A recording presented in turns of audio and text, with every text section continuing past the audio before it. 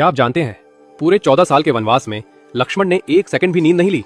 और इससे भी बड़ी बात, उनकी नींद को पूरा करने के लिए कोई और 14 साल तक लगातार सोता रहा। कौन था वो? आप हैरान रह जाएंगे। वनवास की पहली रात थी। भगवान राम और सीता गहरी नींद में थे, लेकिन लक्ष्मण की आंखें जाग रही थी। उन्हें लगा, यदि मैं सो जाऊं तो जंगल के खतरे मेरे भैया और भाभी को नुकसान पहुंचा सकते हैं। इसी समय निशाचर देवी निद्रा अवतरित हुई। उन्होंने कहा, लक्ष्मण, 14 वर्षों तक जागना किसी मानव के बस की बात नहीं। तुम्हें यह वरदान तभी मिलेगा जब कोई तुम्हारी नींद अपने ऊपर ले ले। लक्ष्मण ने पूछा, कौन करेगा यह बलिदान?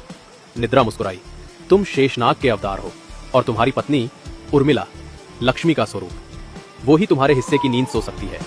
उसी रात उर्मिला सो गई, लेकिन ये नींद सामान्य नहीं थी। ये लक्ष्मण की 14 साल की नींद थी।